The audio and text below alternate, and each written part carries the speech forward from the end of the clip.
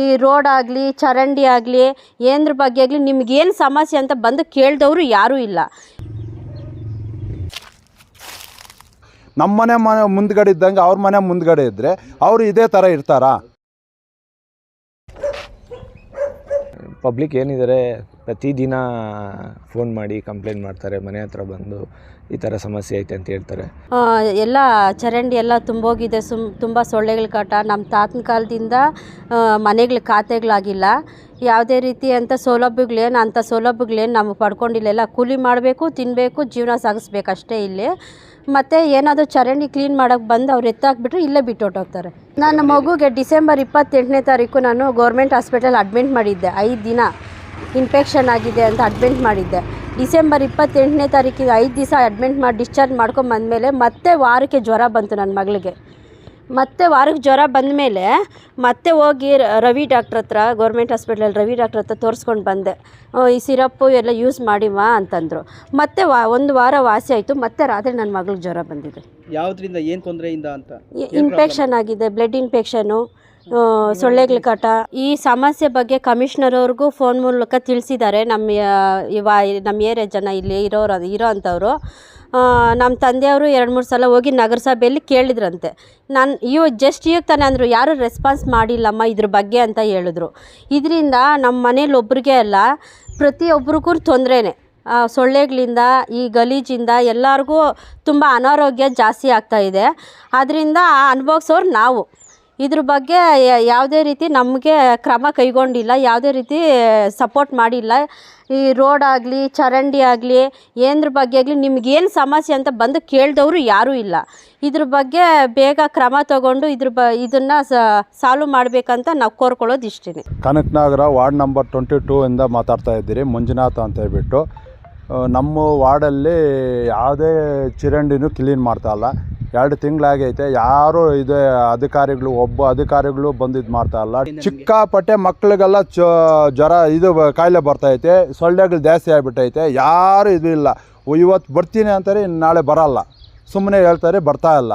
ಈ ಥರ ಮಾಡಿದ್ರೆ ಅವ್ರ ಮನೆ ಮುಂದ್ಗಡೆ ಈ ಥರ ಇದ್ದರೆ ಯಾವ ಥರ ಮಾಡ್ತಾರೆ ಅಧಿಕಾರಿಗಳು? ನಮ್ಮ ಮನೆ ಮುಂದ್ಗಡೆ ಇದ್ದಂಗೆ ಅವ್ರ ಮನೆ ಮುಂದ್ಗಡೆ ಇದ್ದರೆ ಅವರು ಇದೇ ಥರ ಇರ್ತಾರಾ?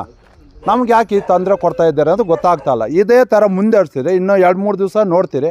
ಇದೇ ಥರ ಮಾಡಿದ್ರೆ ನಾವೆಲ್ಲ ಊರವನ್ನೆಲ್ಲ ವಾರ್ಡಲ್ಲೆಲ್ಲ ಕರ್ಕೊಂಬಂದು ಅಲ್ಲಿ ಮುತ್ತಿಗೆ ಹಾಕ್ಬೇಕಾಗುತ್ತೆ ನಗರಸಭೆಗೆ. ಸರ್, ಚಿಕ್ಕಬಳ್ಳಾಪುರ ನಗರದ 22ನೇ ವಾರ್ಡಲ್ಲಿ ಹಲವಾರು ಚರಂಡಿ ಸಮಸ್ಯೆ ಇರುತ್ತಂತೆ, ಹಲವಾರು ಸಮಸ್ಯೆಗಳಿದೆ. ಆ ಒಂದು ಹಿನ್ನೆಲೆಯಲ್ಲಿ ತಮ್ಮ ಮಡದಿಯವರು ನಗರಸಭಾ ಸದಸ್ಯರಾಗಿದ್ದಾರೆ ಈ ವಾರ್ಡ್ಗೆ. ಆ ಒಂದು ಹಿನ್ನೆಲೆಯಲ್ಲಿ ಯಾವ ರೀತಿ ಕ್ರಮಗಳನ್ನ ತಗೊಂಡಿದ್ದೀರಾ? ಈ ಸಮಸ್ಯೆ ಬಗ್ಗೆ ನಗರಸಭಾ CM ಕಮಿಷನರ್ಗಾಗಲಿ DC ಅವ್ರ ಗಮನಕ್ಕೆ ತಂದಿರಾ? ಏನು ಹೇಳ್ತಾರೆ ಅಂತ ಸರ್? ಇದು ಗಂಭೀರ ವಿಷಯ ಆಗಿರೋದ್ರಿಂದ ಈಗ ನಮ್ಮ ವಾರ್ಡಲ್ಲಿ ಕೆಲವು ಚರಂಡಿ ಸಮಸ್ಯೆಗಳು ಉದ್ಭವವಾಗಿದೆ.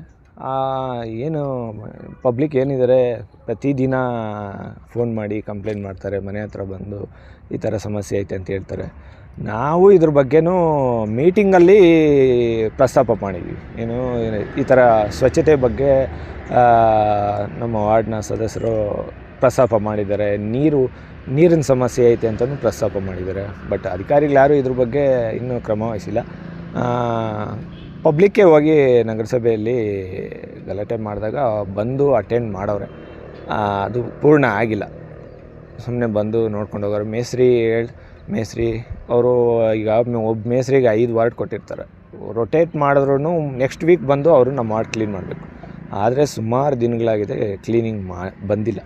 ನಾವು ಇದ್ರ ಬಗ್ಗೆ ಕಮಿಷನರ್ ಗಮನಕ್ಕೂ ತಂದಿದ್ದೀವಿ, ಇವರು ಎನ್ವಿರಾನ್ಮೆಂಟ್ ಇಂಜಿನಿಯರ್ ಗಮನಕ್ಕೂ ತಂದಿದ್ದೀವಿ. ಮಾಡ್ತೀವಿ ಅಂತೇಳಿದರು, ಸರಿಯಾಗಿ ಮಾಡಿಲ್ಲ. ಯಾಕಂದರೆ ನಮ್ಮ ವಾರ್ಡು ವಿಸ್ತೀರ್ಣದಲ್ಲಿ ದೊಡ್ಡ ವಾರ್ಡು ಏನಿದೆ, ಕನಕನಗರ, ವಾಲ್ಮೀಕಿ ನಗರ ತುಂಬ ವಿಸ್ತೀರ್ಣದಲ್ಲಿ ದೊಡ್ಡದಾಗಿರಬೇಕಾದ್ರೆ ಚರಂಡಿಗಳು ಜಾಸ್ತಿ ಇರುತ್ತೆ. ಪ್ರತಿದಿನ ಅಟೆಂಡ್ ಮಾಡಬೇಕಾಗುತ್ತೆ. ಇವತ್ತು ಇಲ್ಲಿ ಕ್ಲೀನ್ ಮಾಡಿದ್ರೆ ನಾಳೆ ಇನ್ನೊಂದು ಕಡೆ ಕ್ಲೀನ್ ಮಾಡಬೇಕಾಗುತ್ತೆ. ಹಂಗಾದರೆ ಮಾತ್ರ ಕ್ಲೀನಿಂಗ್ ಸ್ವಚ್ಛತೆ ಇಟ್ಕೊಳಕ್ಕಾಗುತ್ತೆ. ಪಬ್ಲಿಕ್ ಏನು ಪ್ರತಿದಿನ ಇದ್ರ ಬಗ್ಗೆ ನಮಗೆ ಕಂಪ್ಲೇಂಟ್ ಮಾಡ್ತಾವ್ರೆ. ನಾವು ಅಲ್ಲಿ ಕಂಪ್ಲೇಂಟ್ ಮಾಡ್ತಾಯಿದ್ವಿ, ಯಾವುದೇ ರೀತಿಯ ಪರಿಣಾಮ ಇಲ್ಲ, ರೆಸ್ಪಾನ್ಸ್ ಆಗಿಲ್ಲ. ಹಾಗಾಗಿ ಮುಂದಿನ ದಿನಗಳಲ್ಲಿ DC ಅವ್ರ ಹತ್ರನೇ ಹೋಗಬೇಕು ಅಂತೇಳಿ ನಾವು ತೀರ್ಮಾನ ಮಾಡಿದ್ವಿ. ನಮ್ಮ ವಾರ್ಡಲ್ಲಿ 22ನೇ ವಾರ್ಡಲ್ಲಿ ಚರಂಡಿ ಸಮಸ್ಯೆ ತುಂಬ ಇದೆ, ತುಂಬ ಗಲೀಜಿದೆ. ತಮ್ಮ ಈ ಅಂಬೇಡ್ಕರ್ ನಗರದಲ್ಲಿ ಒಬ್ಬ ಮಹಿಳೆ ತುಂಬ ಆಕ್ರೋಶದಿಂದ ಹೇಳ್ತಿದ್ರು, ಸಣ್ಣ ಮಗು ಇದೆ, ವಾರಕ್ಕೊಂದ್ಸಲ ಜ್ವರ ಬರುತ್ತೆ, ಹಾಸ್ಪಿಟ್ಲಿಗೆ ಕರ್ಕೊಂಡು ಹೋಗಬೇಕು, ಈ ಚರಂಡಿ ಕ್ಲೀನಾಗಿಲ್ಲ, ಸೊಳ್ಳೆಗಳು ಉತ್ಪತ್ತಿ ಆಗುತ್ತೆ ಅಂತ ಹೇಳಿದ್ರು. ಆ ಒಂದು ನಿಟ್ಟಿನಲ್ಲಿ ಈ ಫಾಗಿಂಗ್ ಆ ಥರ ಏನಾದರೂ ಮಾಡಿಸೋ ಕೆಲಸ ಮಾಡಿಸ್ತಿದ್ರೆ ಏನು ಅಂತ? ಇಲ್ಲ, ಇದು ಫಾಗಿಂಗು ಮಳೆಗಾಲ ಆದಮೇಲೆ ಮತ್ತೆ ಮಾಡಿಲ್ಲ ನಾವು. ಅಟ್ಲೀಸ್ಟ್ ಅವರು ಬ್ಲೀಚಿಂಗ್ ಪೌಡ್ರ್ ಹಾಕಬೇಕು. ಬ್ಲೀಚಿಂಗ್ ಪೌಡ್ರ್ ಹಾಕಿದ್ರೆ ಸ್ವಲ್ಪ ಅವಾಯ್ಡ್ ಆಗುತ್ತೆ. ಅದನ್ನು ಮಾಡ್ತಾಯಿಲ್ಲ. ನಾವು ಕೇಳಿದ್ವಿ ವಾರ್ಡಿಗೆ ಬ್ಲೀಚಿಂಗ್ ಪೌಡ್ರ್ ಬೇಕು ಅಂದಿದ್ದಕ್ಕೆ 3 ತಿಂಗಳಿಂದ ಸತಾಯಿಸಿದ್ರು, ಕೊಟ್ಟಿಲ್ಲ. ಈ ಎಲ್ಲ ಗಂಭೀರ ಸಮಸ್ಯೆಗಳು ಏನಿದೆ ಎಲ್ಲನೂ ಡಿ ಸಿ ಅವ್ರ ಮುಂದೆ ಮೊನ್ನೆ ನಡೆದಂಥ ಬಜೆಟ್ ಪೂರ್ವಭಾವಿ ಸಭೆಯಲ್ಲಿ ಅವ್ರ ಗಮನಕ್ಕೆ ತಂದಿದ್ದೀವಿ. ಆಮೇಲೆ ನೀರಿನ ಸಮಸ್ಯೆ ಬೇರೆ ಇದೆ. ಒಂದು ಲೈನಲ್ಲಿ ತುಂಬಾ ನೀರು ಸಮಸ್ಯೆ ಇದೆ. 15 ದಿನ 20 ದಿನ ಆದರೂ ನೀರು ಬಿಡೋಕ್ಕಾಗ್ತಾಯಿಲ್ಲ. ಹಂಗಾಗಿ ಹೊಸ ಬೋರೊಂದು ಹಾಕ್ಸಿದ್ವಿ, ಅದು ತಾಂತ್ರಿಕವಾಗಿ ಏನೋ ತೊಂದರೆ ಆಗಿದೆ. ಅದ್ರ ಬಗ್ಗೆನೂ ಡಿ ಸಿ ಅವ್ರ ಹತ್ರ ನಾವು ಗಮನಕ್ಕೆ ತಂದಿದ್ವಿ.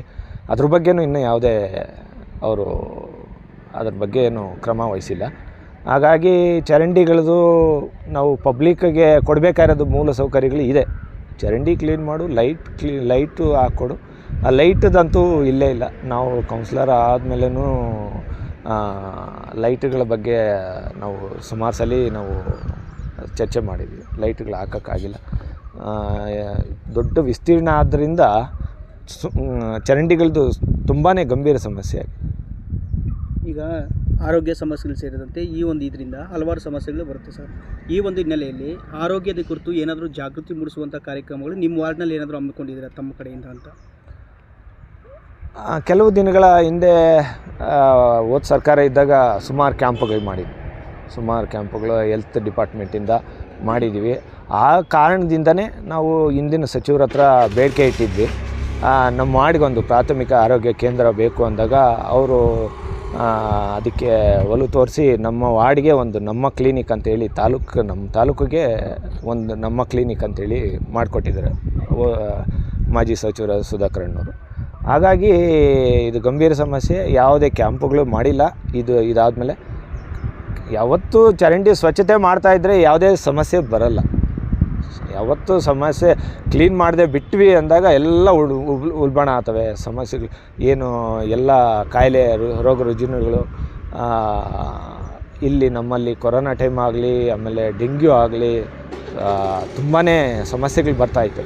ಹಾಗಾಗಿ ನಾವು ಈ ಬೇಸಿಗೆ ಟೈಮ್ ಬಂದಾಗ, ಮಳೆಗಾಲ ಬಂದಾಗ ನಾವು ಇದ್ರ ಬಗ್ಗೆ ಮುನ್ನೆಚ್ಚರಿಕೆ ವಹಿಸಬೇಕು. ಹಾಗಾಗಿ ನಗರಸಭೆಯವರು ಅದನ್ನು ಮುನ್ನೆಚ್ಚರಿಕೆ ವಹಿಸಿ ಕೆಲಸಗಳು ಮಾಡಿಕೊಡ್ಬೇಕು.